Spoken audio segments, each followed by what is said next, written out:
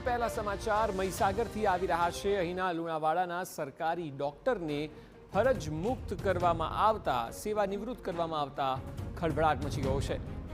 કીડિયા આરોગ્ય સબ સેન્ટરમાં ફરજ બજાવતા CHOની સેવા સમાપ્તિનો આદેશ કરાયો છે। જિલ્લા કલેક્ટરની આકસ્મિક મુલાકાત બાદ ડોક્ટરને સેવા નિવૃત્ત કરાયા।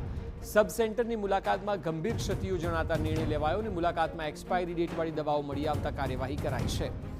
સબ સેન્ટરના ધરિત્રી પટેલની સેવાઓ સમાપ્તનો આદેશ અપાયો છે। વધુ માહિતી આપી રહ્યા છે સંવાદદાતા આશીષ ઠાકર। આશીષ, જણાવો કે કઈ પરિસ્થિતિઓ વચ્ચે આ નિર્ણય લેવામાં આવ્યો અને શું સસ્પેન્ડેડ ડોક્ટર તરફથી કોઈ પ્રતિક્રિયા આવી છે?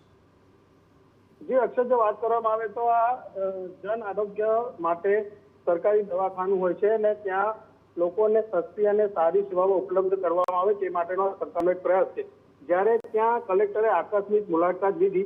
લુણાવાડા તાલુકાનું કીડિયા આરોગ્ય સબ સેન્ટર છે, જ્યાં કલેક્ટરે મુલાકાત લીધી। જિલ્લાના કલેક્ટર છે અર્પિત સગત, તેઓએ મુલાકાત લીધી। તે દરમિયાન તેઓએ તપાસ કરી તો ત્યાં તેમને એક્સપાયરી ડેટની દવાઓ મળી આવી। આ ખરેખર એક ગંભીર બાબત છે અને આરોગ્ય સાથેના કાયદેસરના ચેડા કહી શકાય, કારણ કે જે દવા ઉપયોગમાં લઈ ન શકાય તેવી દવાઓ ત્યાં વેચવામાં આવી રહી હતી અને ત્યાં એનો સ્ટોક જથ્થો મળી આવ્યો। ત્યારે અર્પિત સાગર દ્વારા આ જે સેન્ટરના જે CHO છે તેને તાત્કાલિક સેવામાંથી ફરજ મુક્ત કર્યા છે।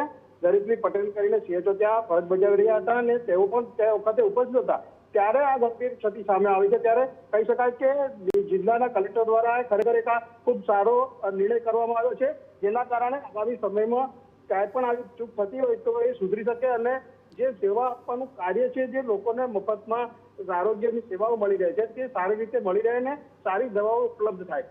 ત્યારે કલેક્ટર દ્વારા આ સેવા મોકૂફ કરી અને ઉત્તમ ઉદાહરણ બેસાડવામાં આવ્યું છે। જી બિલકુલ આશીષ, આભાર સમગ્ર માહિતી બદલ। તો ડૉક્ટરનું નામ છે ધરિત્રી પટેલ। તેમના અંતર્ગત એક્સપાયરી ડેટવાળી દવાઓ પણ હતી। કલેક્ટરે અચાનક મુલાકાત લીધી।